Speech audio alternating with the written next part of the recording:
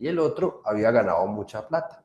Finalmente lo enfrentaron y Watson barrió literalmente con los competidores y se llevó pues, el premio de Jeopardy en ese programa particular. El mundo siguió avanzando, la tecnología siguió avanzando, los computadores se volvieron más rápidos y comenzaron a aparecer términos como visión por computador, que es la capacidad que tiene una máquina de reconocer objetos. Y para ambientar un poco más el tema, pues, se comenzó con una competencia para que a través de clasificación de imágenes, algo muy similar a lo que hacemos nosotros cuando una página nos dice no soy un robot y sale chulito y le dice ubique los barcos o las bicicletas. Entonces hicieron concursos de reconocimientos y de clasificación de imágenes y en esta gráfica que podemos ver que entre 2014 y 2015 el rendimiento de los computadores para identificar y clasificar imágenes superó al desempeño de los humanos. Entonces, desde esa época, la visión por computador se volvió un hito también y hasta ahí es sorprendente. Ver es absolutamente difícil, pues no en vano, nosotros los humanos tenemos dos ojos, los ojos se conectan directamente con el cerebro y es un proceso que transforma la luz en señales químicas y por eso vemos, o sea, ver es absolutamente maravilloso y complejo fisiológicamente hablando.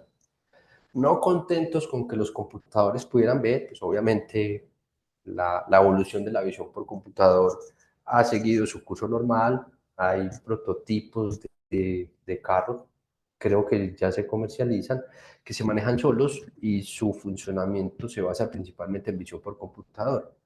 Entonces, una cosa es ver y otra cosa es ver y entender lo que estamos viendo. Entonces, en esa línea de tiempo, pues se ha llegado al desarrollo de que el texto que están viendo en pantalla lo genera un computador a partir de la imagen que ve. Entonces ya los computadores no solamente ven, sino que interpretan lo que ven y nos lo traducen al lenguaje, que es otro de los avances, sí, digámoslo así, de los avances de la humanidad, la creación del lenguaje, y lo escribe, incluso lo puede pronunciar. Entonces, de esa forma, resumí mucho los hitos de la inteligencia artificial para poner sobre la mesa que los computadores en general han evolucionado, o los humanos hemos hecho evolucionar los computadores hasta un punto en el que realizan tareas fisiológicas que involucran el cerebro de los humanos. Obviamente en el computador son procesadores. Y hay otra capacidad que se ha desarrollado con el tiempo que normalmente no somos conscientes de ella. Este es un video de TikTok que tiene la duración corta que caracteriza a esta red social, pero tiene una particularidad. Mire que dura muy poquitico. Ah, bueno, ese estillo yo aprovecho y lo muestro cada que puedo. Pesa 1.8 megas. Uno dice, ah, 1.8 megas, ah, eso no es nada. Mi celular es de X número de gigas. Por ejemplo, en mi celular hay entre fotos y videos 8770. Bueno, en junio que tomé esta foto ya debe tener unos miles más. Y es posible que en sus celulares haya un número comparable de fotos y videos, cada uno con un peso similar. No sé si a todos les tocó, a mí me tocó la transición de los sistemas de almacenamiento de disqueta a USB, después de la USB a las memorias y ya es raro, por ejemplo, ver a alguien con una memoria USB. Normalmente todos nos lo transferimos, lo montamos al drive, etcétera, etcétera. En su momento los disquetes eran el celular. Pues cuando yo utilicé disquete ni siquiera tenía celular, entonces uno metía los disquetes en el morral y se iba para la universidad. Cuando se llenaba lo tenía que formatear en DOS. Y por ejemplo, el perrito que acabamos de ver en video no podría almacenarse en este disquete. La capacidad no daba para almacenar ni siquiera ese video ahí y yo puedo tener más de 4000 hoy. Y miren, por ejemplo, la diferencia en el tamaño de un disco duro de 5 megas en la década del 50 con una SD de una tera hoy en día. Pues digamos que es ridícula la comparación del tamaño, pero así de sorprender ridículo es inversa, directamente proporcional a lo sorprendente que ha evolucionado la ciencia de la computación en general. Miren, por ejemplo, en la década del 50, un computador podía ubicarse perfectamente en una habitación. Teníamos que destinar un área física grandísima para que el computador, que no tenía las capacidades que tiene hoy, que escasamente podría almacenar el video de un perro, ejecutara esas funciones. Hubo obviamente mucho trabajo, desarrollo, la convergencia de muchas ciencias del conocimiento, de muchas disciplinas, de mucha inversión también. Y volvemos al tema de ahora. Todos tenemos, mal que bien, un computador en el bolsillo. Y no solamente ha evolucionado bastante la capacidad de almacenamiento, sino también la capacidad de procesamiento. Una cosa es tener muchos datos, otra cosa diferente es poder utilizarlos y procesarlos en términos computacionales. La, digamos que la pendiente de esta gráfica es muy parada, quiere decir que la evolución ha sido muy rápida y la capacidad que tienen los computadores de procesar datos es muchas veces superior a la que teníamos, por ejemplo, en la década del 70 o de 1980. Quizá a muchos de ustedes, muchachos, tampoco les tocó, a otros sí, transferir archivos. Eso demoraba una eternidad. Y en mi caso particular, yo descargaba mucha música y películas por Ares.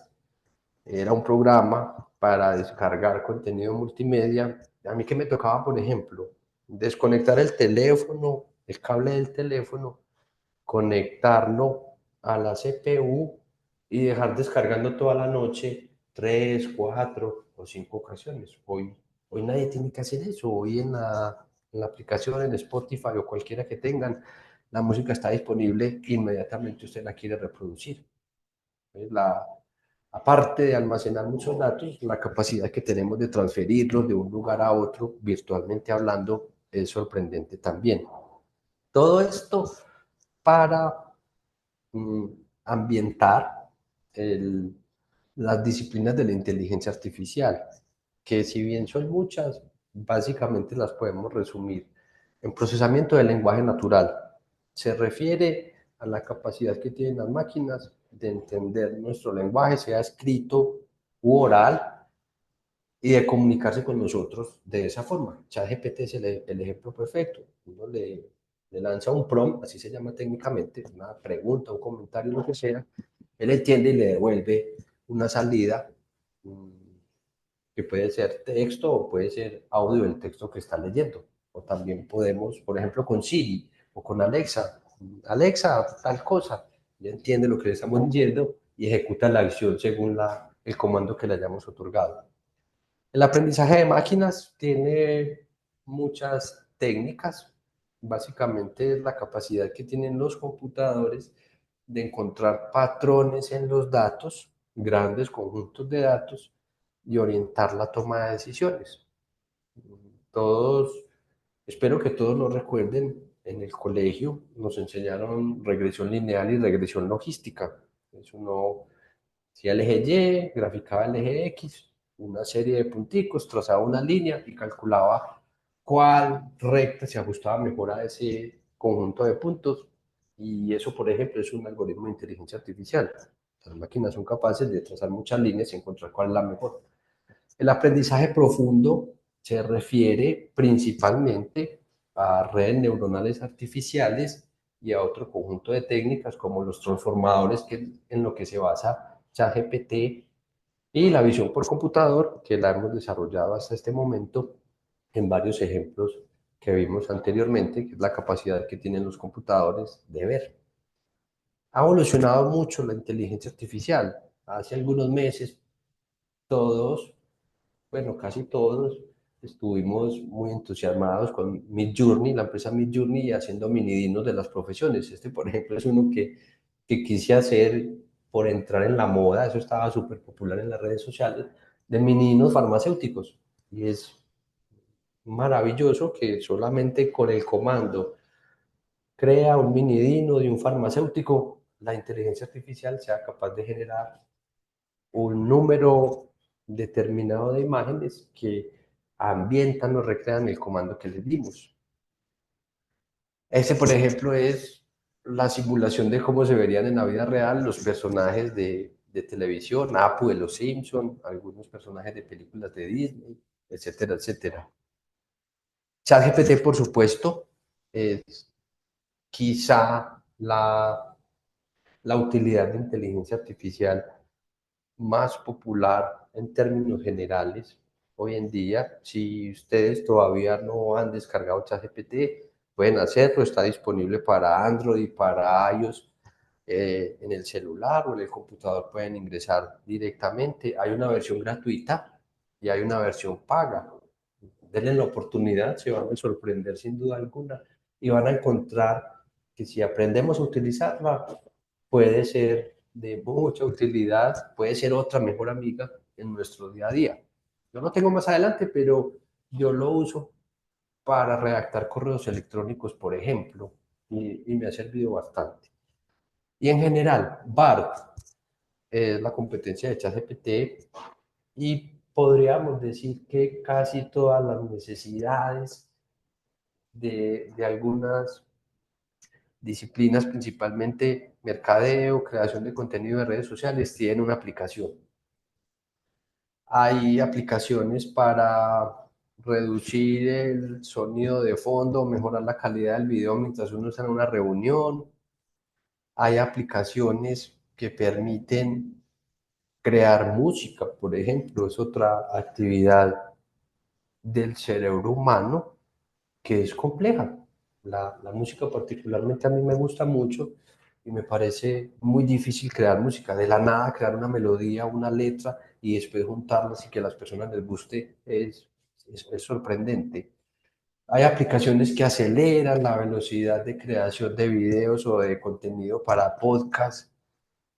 Hay una infinidad de aplicaciones para crear imágenes o diseñar páginas web, para crear, bueno, más tipos de imagen. Los vectores son un tipo de imagen, para generar patrones de imágenes, para generar fotos de resolución grande, de resolución alta, como fondos de escritorio, fondos de pantalla, chatbots, más creación de contenido, videos de e-commerce, por ejemplo, decirle a la aplicación de inteligencia artificial que cree un video para que personalice la experiencia de cada comprador dependiendo de sus gustos o de las estrellitas que le haya dado en la página del comercio, etcétera, etcétera.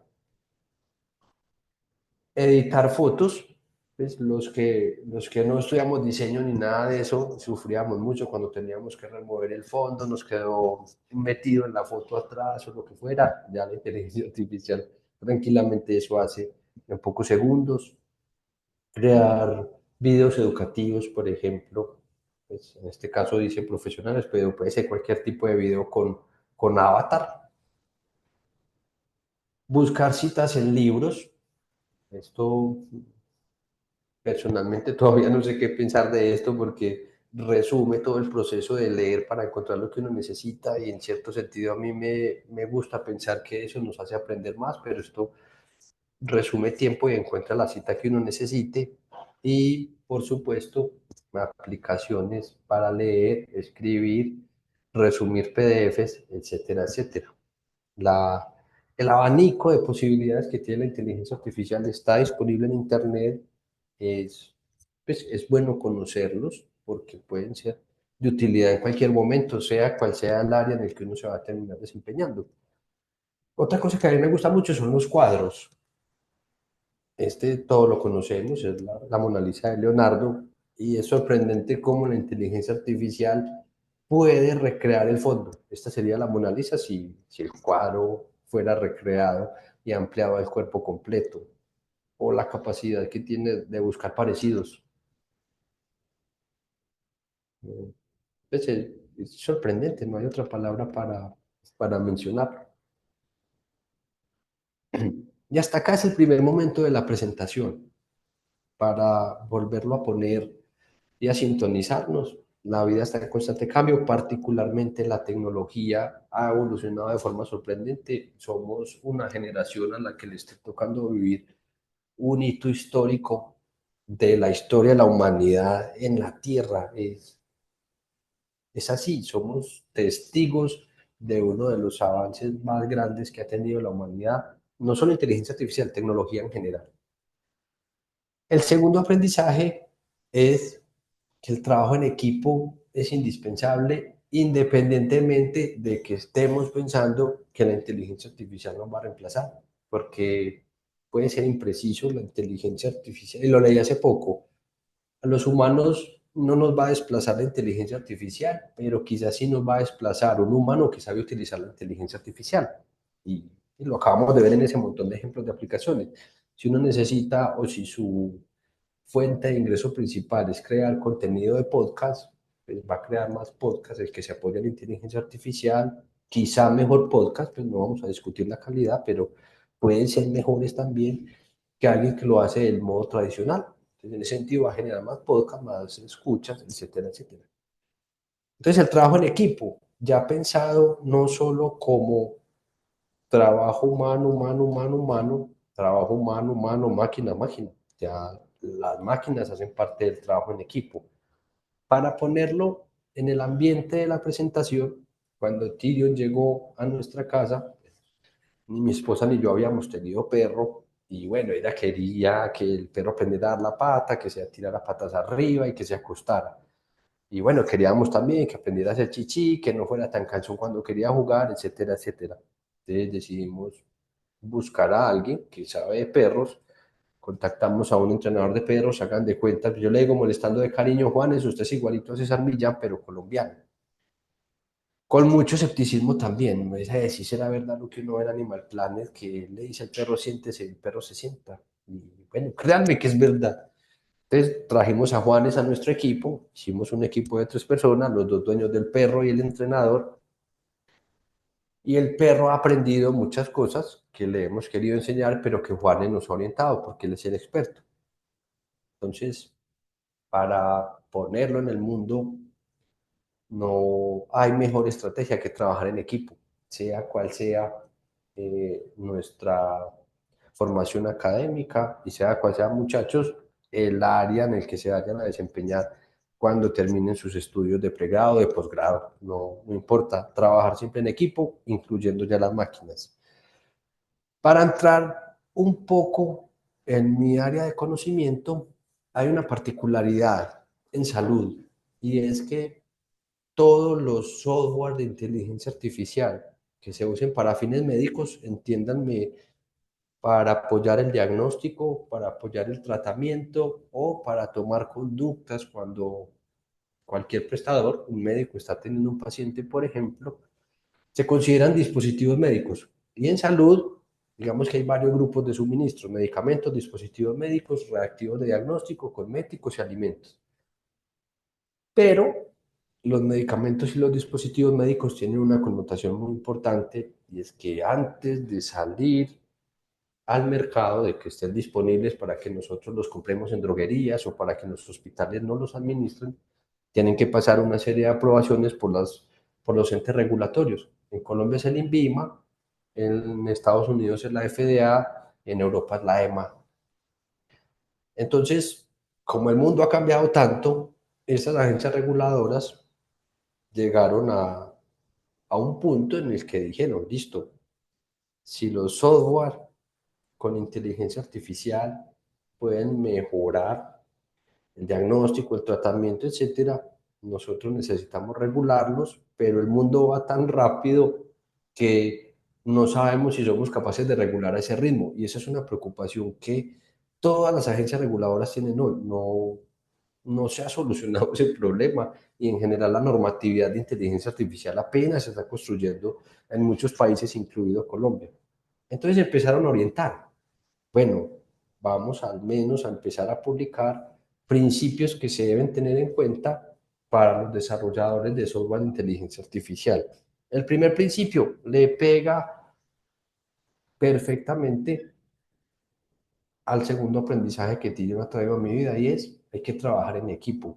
No, no hay ningún desarrollo de inteligencia artificial que no haya tenido, por ejemplo, un experto en datos. Sin duda alguna los tenemos que tener, los data scientists están muy de moda, son muy necesitados, programadores, ingenieros de sistemas para toda la arquitectura de los datos, personas expertas en arquitectura de datos. Y siempre tiene que haber personas como nosotros, comunes y corrientes, que le pongan lógica al asunto. Y lo he aprendido con algunas aplicaciones que hemos desarrollado en el hospital. Y me lo confirmaron hace 15 días en una visita que hice a una institución de acá de Medellín que se llama Asylum Health, que se especializa en vender soluciones que optimizan la atención de pacientes y los ayudan a navegar por el sistema de salud. Estábamos hablando de cualquier cosa, entonces una persona preguntó, ¿quién traduce? ¿A qué se refería? ¿A quién hace las veces de llevar la necesidad de la vida real, póngalo en el caso de ustedes, las necesidades educativas, a los ingenieros? O sea, ¿quién es el traductor de la necesidad a términos informáticos? Y me pareció muy curiosa la pregunta porque uno lo ve en la vida real, con los programadores en el hospital. Uno les dice, necesito que sumes A más B y eso sea igual a C.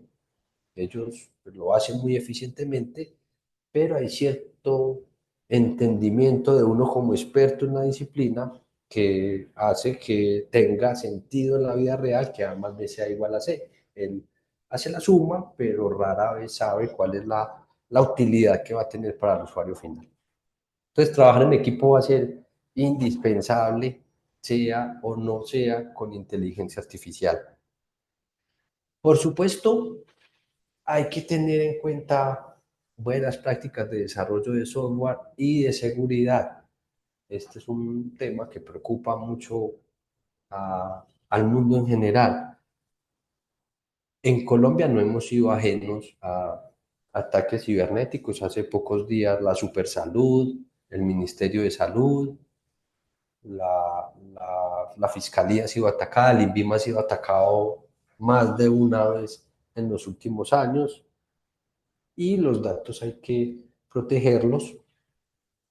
Por ejemplo, cuando uno como usuario de una aplicación va y sin leer pone allá abajo estoy de acuerdo, acepto los términos y condiciones, puede estar aceptando compartir datos que no quiere o puede que no le interese y por eso, de hecho por eso lo hacemos. Finalmente no nos interesa mucho que las aplicaciones rastreen a dónde vamos, a qué le dimos me gusta, etcétera, etcétera. Pero en algunos aspectos, como el de la salud, los datos están protegidos por algunas leyes especiales, con la particularidad de que los datos siempre son del paciente. Los datos no son del médico que lo atiende, no son de la institución que lo atienden. Hoy, por ejemplo, en el hospital hay 800 pacientes recibiendo atención. Esos datos no son del Hospital Juan Otón Uribe, son de cada uno de los pacientes. Y si quisiéramos utilizarlos para investigar, no solo la inteligencia artificial, cualquier tipo de investigación descriptiva, cualitativa, cuantitativa, tendríamos que tener permiso de ellos. Y los datos de ellos, nosotros los custodiamos y pues, en teoría nadie puede acceder a ellos. Por ejemplo, en mi caso, que yo trabajo en la farmacia, solamente ingreso a las historias clínicas cuando tengo que solucionar un problema particular de un medicamento. No puedo entrar al del vecino que sé que me... Porque mi mamá me preguntó que cómo va el vecino, si yo no tengo que entrar a solucionar nada de ese vecino, no le puedo informar a mi mamá. Entonces, la protección de los datos es un tema crítico y muy sensible. Este principio 3 es muy pues, orientado a la investigación que se hace en estudios clínicos. Los medicamentos y los dispositivos médicos durante su desarrollo surten varias fases. Primero se estudian, por lo general, pues hay excepciones como todo en la vida, se estudian en animales o en modelos in vitro, después en voluntarios sanos, posteriormente en poquitos enfermos, después un poquito más de enfermos y después con eso se pide permiso al INVIMA, a la FDA o a la EMA para sacarlos al mercado. Entonces, si esa va a ser la ruta de la investigación de inteligencia artificial o del desarrollo de software, se les pide que al menos lo que usted está utilizando, pacientes o datos, representen a la población que en última instancia va a utilizar la aplicación. Para ponerlo un ejemplo práctico, supongan que desarrollamos aquí en estas 2 horas de conferencia una aplicación para que la gente se tome una foto del brazo de un lunar o bueno, de cualquier parte del cuerpo, de un lunar y un algoritmo de inteligencia artificial le diga si el lunar puede ser benigno o maligno y si es posiblemente maligno, pues que lo remita al sistema de salud. Y lo desarrollamos nosotros que somos, bueno, supongo que todos somos blanquitos, yo no los puedo ver a todos, pero supongamos que todos somos blanquitos. Y digo blanquitos no por nada, sino porque yo soy blanquito. Y se nos olvida meter personas de piel oscura o personas con con otro tipo de problemas que alteren la pigmentación de la piel en el conjunto de datos. Sí, maravilloso, la aplicación va a funcionar de forma espectacular en personas de piel blanca, pero después si la vamos a usar en personas de piel oscura, no vamos a tener el mismo desempeño. ¿Por qué? Porque se nos olvidó meterlos desde el principio. Entonces, si uno va a hacer algo, tenga en cuenta todas las posibles variaciones que va a haber en la vida real para que sea representativo de la población prevista. Y en términos generales, a la inteligencia artificial se le cuestiona mucho en salud porque normalmente todo está hecho en blancos, por ejemplo. El cuarto principio pues parece muy básico para los que trabajamos con inteligencia artificial. Se los voy a explicar. Cuando uno tiene un conjunto de datos, el, el cerebro del computador se entrena con una partición de ellos. Puede ser un porcentaje cualquiera, 70, 75, 80% para que el computador aprenda. Y aprende con esos datos, pero uno guarda una porción de los datos para después probarlo. Técnicamente se dice el conjunto de testeo para ver si aprendió bien o no. Es decir, uno le esconde los datos para que él no aprenda pasteleando con todos los datos. Y tienen que ser independientes. El modelo no puede aprender con datos de entrenamiento, no se pueden cruzar después porque eso altera el proceso de aprendizaje. Es, pues, por volverlo a decir así, porque me gusta entenderlo así, es que el modelo aprenda, pero no pastelee. Y después vamos a evaluarlo a ver si aprendió bien o no. Parece una obviedad, pero a veces se omite y no se separan adecuadamente. Obviamente eso tiene un montón de técnicas estadísticas detrás, un razonamiento lógico, por qué 70 y un 80%, eso depende de la cantidad de datos que uno tenga, o si uno tiene muchos datos, puede virtualmente inventar datos, pero pues todo tiene un razonamiento lógico y pues, algún conocimiento técnico detrás, pero tienen que ser independientes. Cuando uno no tiene datos, puede ir al principio 5.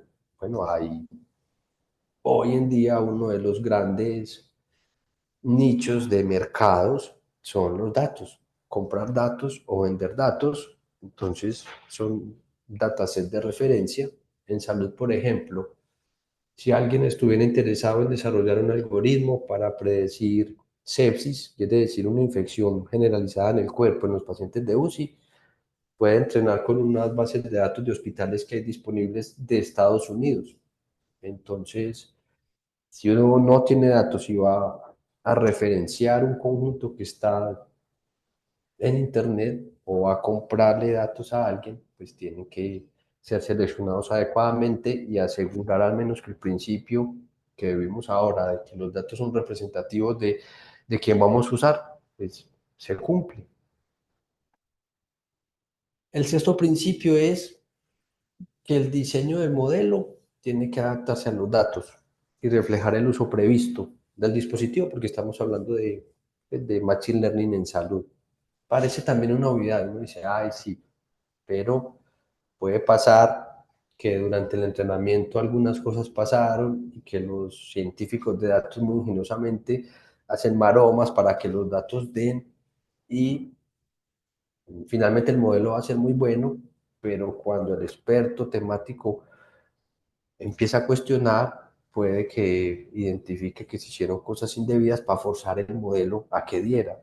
O puede pasar, por ejemplo, pasa mucho, que entrenamos el modelo y es 100% bueno. Bueno, se habla de 100% preciso y hay un montón de métricas, pero uno dice, si es 100% preciso, algo tiene malo. Vaya, revise, por favor. Entonces, hay que ser cuidadosos en el diseño del modelo. Hay pues, todo un montón de consideraciones que hay que tener. En los modelos se habla de hiperparámetros y muchos software tienen predefinidos unos, pero todo eso tiene un sentido. Si, por decir cualquier cosa, un parámetro de un modelo se llama gamma, usted si lo pone en punto 1, punto 2, punto 5, eso tiene un sentido, no, pues no puede ser el que se le antoje al que está creando el modelo. Este principio 7 me gusta mucho porque refuerza el mensaje del segundo aprendizaje que trajo Tinin a mi vida y es trabajo en equipo. Todos los desarrollos de inteligencia artificial en salud están basados en el rendimiento que van a tener cuando un humano los utilice en la vida real. No, pues no se pretende todavía que los profesionales de la salud, en mi caso, seamos desplazados absolutamente por la inteligencia artificial. Se hace mucho énfasis en la interacción equipo-humano y me gusta mucho la charla que vamos a tener mañana del profesor Luis Pino, del doctor Luis Pino, porque resalta mucho esta interacción humano-máquina. El octavo principio son 10, no se preocupen que ya vamos a terminar, es que lo, el modelo que se desarrolle se tiene que probar en la vida real. No tiene ningún sentido y en esto el mundo está en deuda todavía, hay mucha investigación en inteligencia artificial, pero hay muy poco traslado a la vida real, al menos en algunas áreas como la salud, el mercadeo, las redes sociales, las aplicaciones de streaming, Netflix y eso, tienen absolutamente basado su funcionamiento en inteligencia artificial. Si usted le da me gusta, le recomienda según eso, etcétera, etcétera. Pero hay áreas que estamos rezagadas, esa es la palabra, en implementación de inteligencia artificial. Entonces, si vamos a utilizar inteligencia artificial, hay que usarlo en la vida real. Y volvemos al ejemplo de ahora. No podemos hacer aplicaciones para todo tipo de piel si solo entrenamos con personas de piel blanca. El principio penúltimo se refiere a que la inteligencia artificial va a ser usada o es usada por los humanos. Pues bueno, hay que capacitar a ese humano que va a usar la inteligencia artificial para que la interacción humano-máquina sea adecuada y sea eficiente. No tendría ningún sentido desarrollar un software para que alguien lo use y no enseñar a usarlo. Y el último principio es muy importante.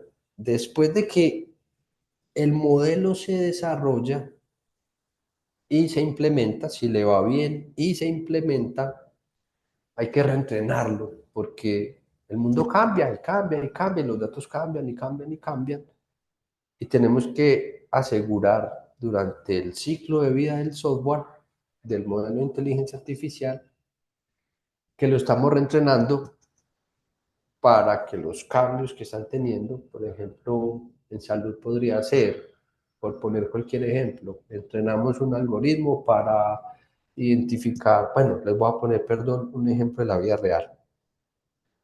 Estamos trabajando en un algoritmo de inteligencia artificial en el hospital con una universidad para que nos ayude a identificar órdenes que hacen los doctores que pueden tener errores en la dosis, en la frecuencia,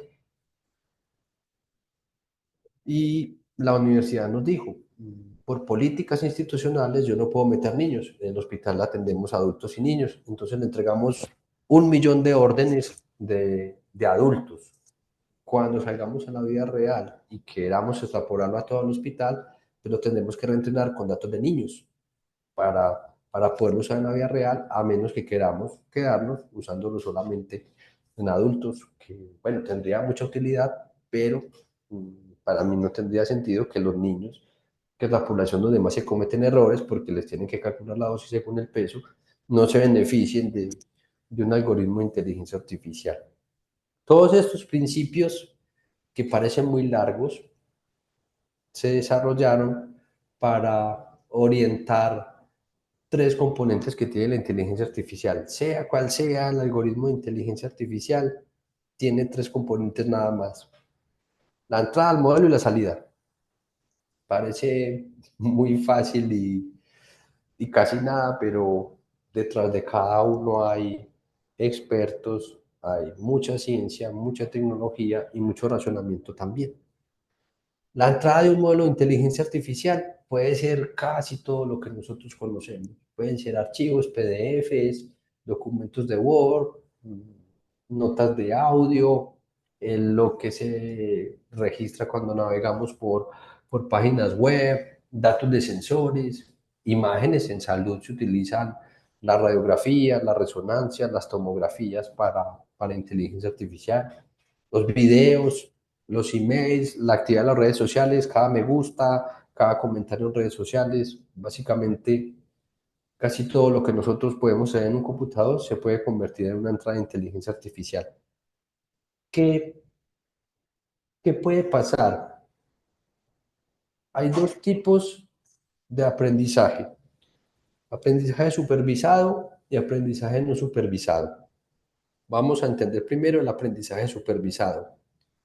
Este es un ejemplo de una tabla cualquiera. Tiene pensémoslo así, un paciente es cada fila, o sea, cada fila, y hay una variable médica en cada columna: edad, sexo y, bueno, no nos importan las otras, son muchas variables fisiológicas o resultados de exámenes de laboratorio. Pero la última columna tiene un numerito, un 1 o un 0. Podemos imaginarnos cualquier cosa. Los unos son enfermos y los ceros son aliviados, o los unos son vivos y los ceros son fallecidos, etcétera, etcétera.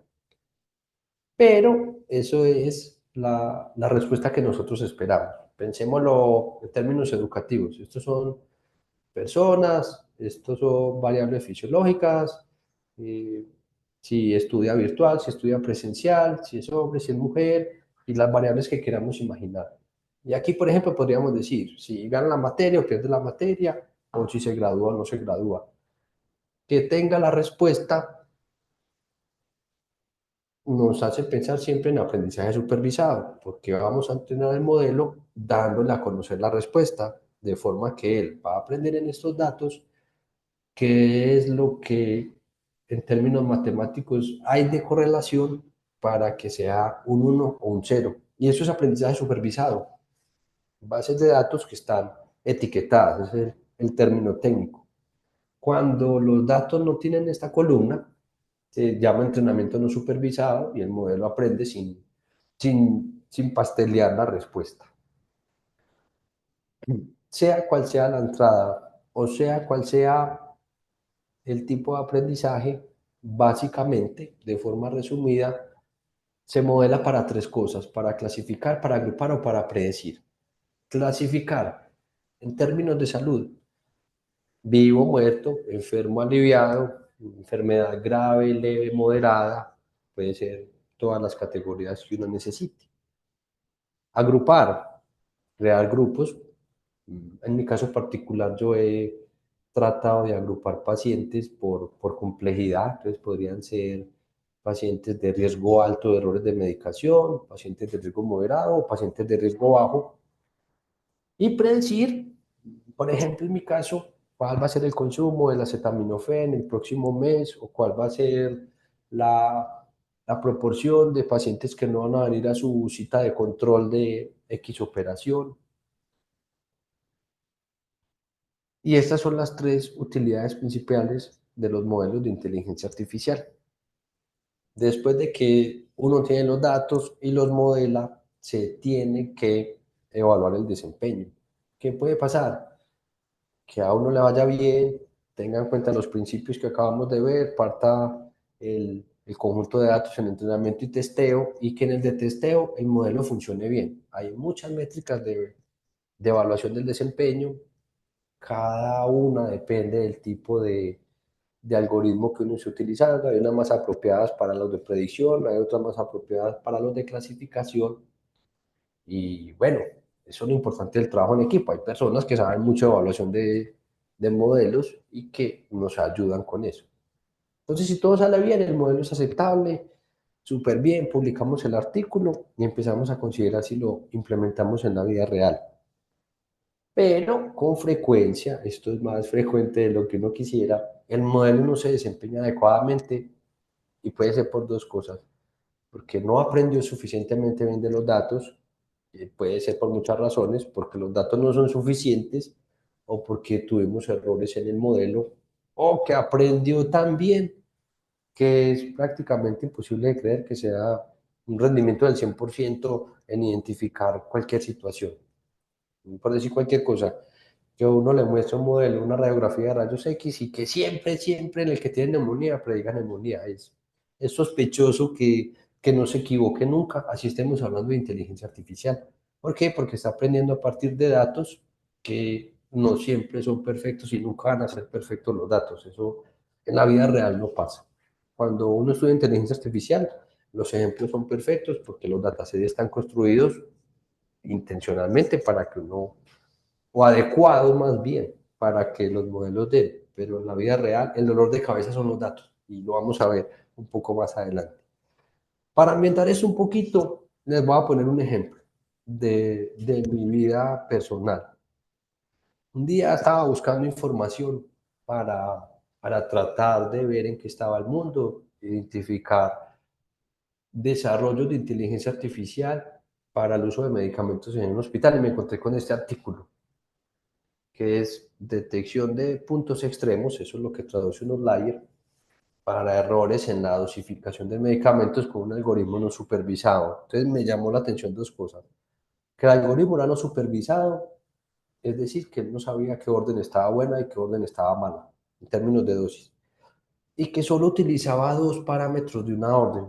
Las órdenes de medicamentos, esto no se lo tienen que aprender, pero tienen dosis, frecuencia, duración, indicación y un montón de parámetros más. Y solo utilizaban dos. Y me llamó la atención desde el punto de vista del escepticismo. Yo, y faltan muchas cosas, falta por ejemplo si el paciente tiene el riñón bueno o malo, si el paciente tiene el hígado bueno o malo. Pero bueno, me llamó mucho la atención y yo, vale la pena invertir un poco de tiempo para ver qué resultados tengo con órdenes de ese hospital. Este gráfico en la diapositiva es un ejemplo que tiene el artículo de enalapril de 20 miligramos. ¿Cómo se lee? 20 miligramos cada 12 horas, dos veces al día. Es la mayoría de las órdenes. El tamaño de la bolita es proporcional al número de órdenes de este estudio.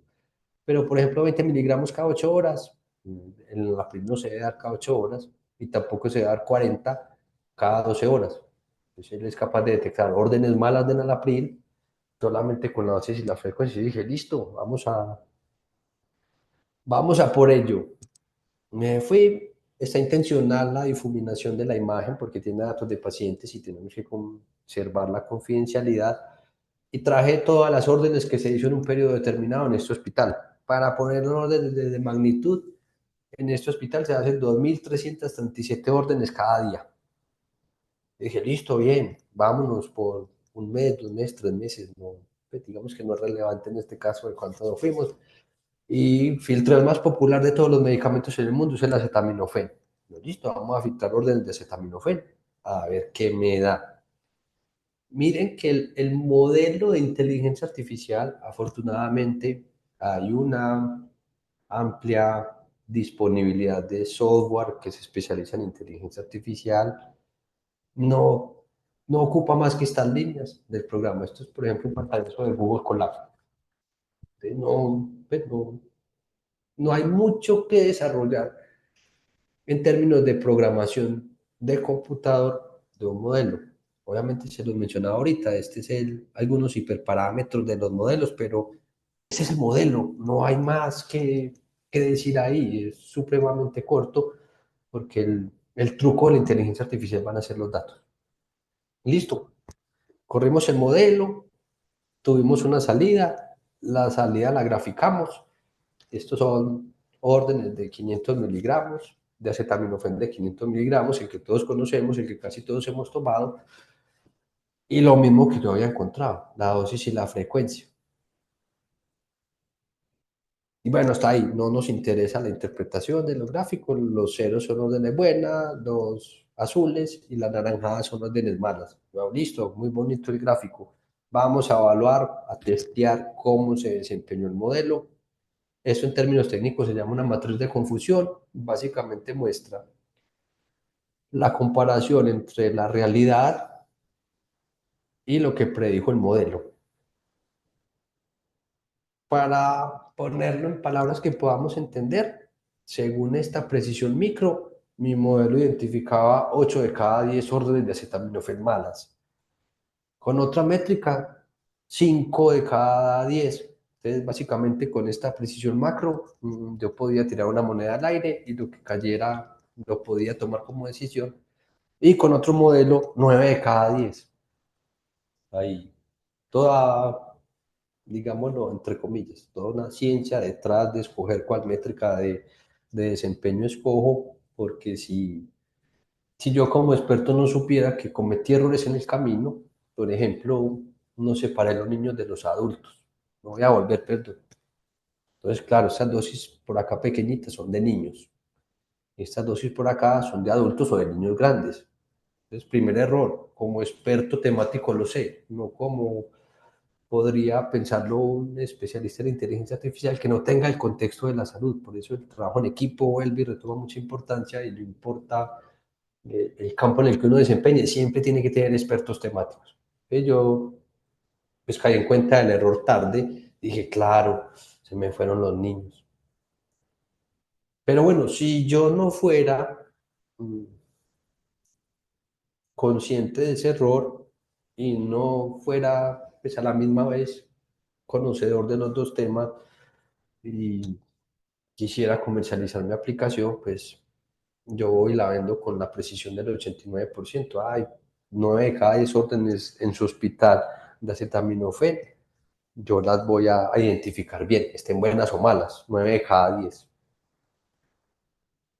Y es un aprendizaje que tuve porque quería experimentar. Y hasta el día de hoy, esto lo tuve que suspender pues por motivos laborales, tengo pendiente y se las voy a quedar debiendo correr el modelo con adultos por un lado y con niños por otro lado.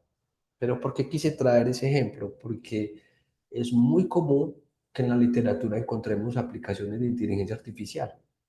Traje uno que conozco bien, pues todos vivimos la pandemia y la sobrevivimos por fortuna, pero durante esos años la dinámica en los hospitales fue muy acelerada, fue muy estresante y el mundo apenas se estaba enfrentando a algo que no conocía. Y se inundó la literatura de modelos predictivos para identificar pacientes con COVID, de identificar pacientes que se iban a hospitalizar, de los que se iban a hospitalizar, quienes iban a ir para la UCI, de los que se iban a ir para la UCI, quienes iban a fallecer. Y pues básicamente todos los días, ta, ta, ta, ta, ta, ta, ta, ta, ta, ta, ta. Y esa cantidad de literatura abruma. Después pues después de algún tiempo, se evaluaron los modelos en términos generales, si en la diapositiva que sigue ven mucho verde, eso es bueno. Si ven más rojos o amarillos, eso es malo. Entonces se evaluaron un grupo de esos modelos con el, este es el gráfico del riesgo de sesgos, quiere decir el riesgo de que en los datos que se utilizaron haya cosas faltantes o cosas sobrantes que hacen que se tomen decisiones incorrectas. Como lo acaba de mencionar, si uno ve más rojo que amarillo, más rojo que verde, no importa el amarillo, es sospechoso y es de someter a duda la conclusión que cada uno de los artículos tenga. Finalmente, la conclusión del artículo, ¿cuál es? La mayoría de los modelos están sobreajustados, quiere decir que tuvieron errores durante el entrenamiento y durante la evaluación y no los corrigieron, o que el modelo escogido no es el adecuado para los que manejaban o que no tenían datos correctos de entrada. Y es posible que en la literatura académica hayan muchas publicaciones de inteligencia artificial con deficiencias metodológicas y en estos momentos podríamos decir que el mundo también está trabajando en orientar la publicación de este tipo de artículos, en diseñar herramientas como existe para otras áreas del conocimiento, para los elementos mínimos que debe tener un artículo dependiendo de la naturaleza de la metodología. Por ejemplo, para ensayos clínicos hay unas herramientas, para estudios descriptivos es otra. Y no solo eso, lo mencioné anteriormente, pero el mundo está construyendo todo un marco normativo porque hay serias preocupaciones sobre la transparencia. Infortunadamente hay que decirlo, cada que hay una tendencia aparecen los oportunistas que no tienen escrúpulos y podríamos estar comprando o utilizando herramientas de inteligencia artificial que no son adecuadas para el uso que están previstos. Y en términos de salud, hay unos conceptos que son muy importantes y es el acceso, cómo se garantiza que la tecnología que empieza a estar disponible mejora el acceso de los pacientes, no solo al sistema de salud, sino a estas tecnologías como tal, pero los las soluciones tienen que ser eficaces y seguras, no pueden representar más riesgos de los que la tecnología actual representa.